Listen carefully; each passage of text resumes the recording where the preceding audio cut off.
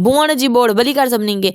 अॼु मम्मी ॾींहं जो बनाए पई दाल फ्राई, हिन लाइ करे बसर ऐं थूम खे तेल में टड़काए हिन में विधई जीरो, हैड, ॻाढ़ा मिर्च, लूणु, टमाटर ऐं हिकिड़ो साओ मिर्च कटे करे विधई। हिन खां पोइ हिन में विधई बाफ़ल चणनि जी दाल। मम्मी जी इहा दाल फ्राई एतिरी त ज़बरदस्त थिए थी।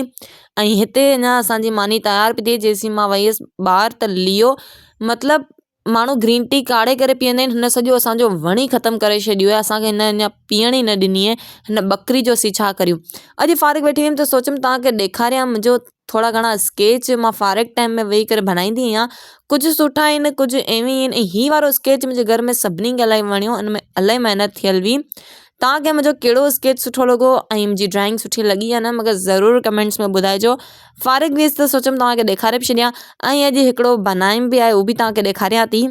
अॼु मां हीअ वारो बनायो आहे, कीअं लॻो मूंखे ज़रूरु ॿुधाइजो। थकी पई हिन करे थोरी सी चांहि पीतमि ऐं हिन खां पोइ हीअ अची मुंहिंजी कैबिनेट ते बीह रहियो हो। हरू मूंखे मेकअप कर, हिन जो ब्रश, हिन जो पैलेट सभु अलॻि आहे। मुंहिंजो नओं ब्रश मां हिन ते क़ुर्बान करे छॾियो ऐं मेकअप वग़ैरह करे हिन खां पोइ हुनखे वीडियो न आहे भरणी हुई। बिल्कुलु शर्माई पे होॾा मों करे वेही रहियो हो।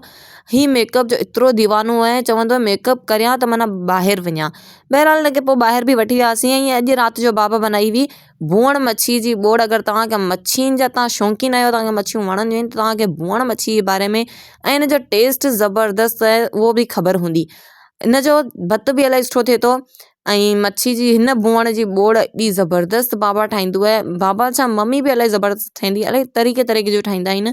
ऐं मच्छी जी बोड़ हुजे, चांवरनि जी मानी न हुजे, ईअं थी ई नथो सघे। ऐं अॼु भाभी चांवरनि जी मानी बनाइण पई सिखे। इहा मानी पचाइण एतिरी त मुश्किल आहे, हिनखे पचाइण इलाही ॾुखियो आहे। जेको न्यू पचाइण सिखे थो उहो त पहिरीं हिनखे अधु हथ ते वेले, हिन खां पोइ प्लास्टिक जी थैली ते वॾो करे हिनखे तए ते विझे। छो जो भाभी त अञा न्यू सिखी पए, हिन लाइ करे हुन ईअं ई पे बनायो। ऐं फस्ट टाइम बि एतिरी ज़बरदस्त मानियूं पचाई हुई। हे मानियूं वाकई पचाइण इलाही मुश्किल आहिनि, अटो बार टुटी थो वञे। बहरहाल असांजे हिते मानियूं तयारु आहिनि। हाणे मां मुंहिंजी मानी थी इंजॉय करियां। Bye by.